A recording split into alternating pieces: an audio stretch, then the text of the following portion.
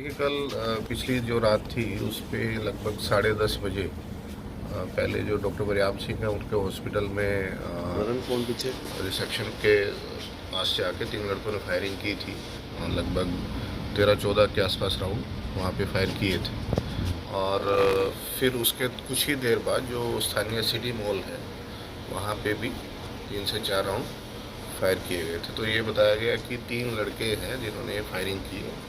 तो उसके बाद लगातार हमारी नाकाबंदी सर्च इलाके के अंदर चल रही थी और अभी लगभग 5 बजे कासापुर के पास हमें सूचना थी कि ये तीनों लड़के उस इलाके में हैं। तो हमारी सीआईए की टीम्स ने वहाँ नाकाबंदी कर रखी थी।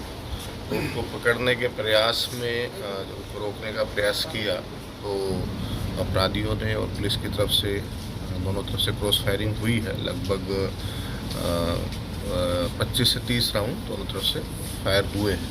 तो उस फायरिंग में जो 2 लड़के हैं 3 में से उनमें से 2 को गोलियां लगी है लेग्स के अंदर और 1 लड़का उनमें बाइक से गिरने के कारण घायल हुआ।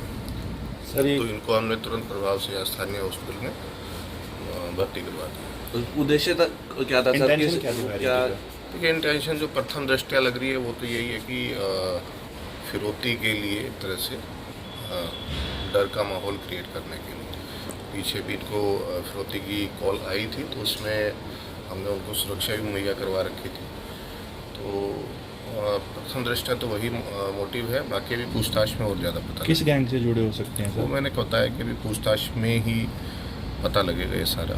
अभी तो वो हॉस्पिटलाइज है, इंजर्ड है, तो जैसे उनकी थोड़ी सी कंडीशन ठीक होती है तो हम डिटेल में उनसे पूछते हैं। सर लगभग कितने घंटे में पुलिस ने इनको दबोच लिया? देखिए 10 बजे के आसपास की घटना है और लगभग 6-6.5 घंटे लगाइए कि इसमें हमने। देखिए जैसे ही ये सूचना मिली थी कि ऐसे फायरिंग का इंसिडेंट हुआ, आप सबको पता है कि हमने शहर में पहले से ही नाकाबंदी जितने एग्जिट पॉइंट्स हैं वहाँ पे कर रखी। तो उसी का ये प्रभाव था कि ये शायद निकल नहीं पाए और कहीं न कहीं इलाके में घूमते रहे। जैसे ही हमें सूचना मिली तो हमारी टीम्स तुरंत उस इलाके में पहुंची और फिर ये इस तरह से मुठभेड़ की है।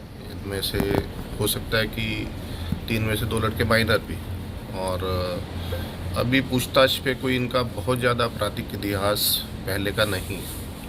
तो ये बिल्कुल साफ है कि जो गैंगस्टर्स हैं वो ऐसे जो युवा हैं उनको एक तरह से उनका रास्ते से भटका के उनको हिंसा की तरफ लेके जा रहे हैं। तो मैं युवाओं को ये संदेश दूंगा कि इस तरह थोड़े से पैसे के लालच में आके अपना जीवन बर्बाद ना करें। जो बाहर गैंगस्टर बाहर विदेश में बैठा देखिए वो आपको इस्तेमाल कर रहा है, ये बात आपको समझनी चाहिए। और जब तक आप इनका इस तरह उनकी बातों में आते रहेंगे तो ये ऐसे ही हमारे यहाँ के युवाओं का जीवन बर्बाद करते हैं। तो बड़ा मेरा स्पष्ट और पेरेंट्स को भी बिल्कुल संदेश है कि वो देखें कि उनके बच्चे किससे बात करते हैं, किस दिशा में जा रहे हैं। तो ये बहुत ही सोचनीय एक सवाल है आज समाज के सामने। मेरी सबसे जो आसपास के हमारे जिला क्षेत्र के आसपास के जो ज़िले हैं वहाँ सभी से मेरा अनुरोध है कि कृपया अपने बच्चों की एक्टिविटीज़ पर थोड़ी नज़र रखें, वो क्या कर रहे हैं। पुलिस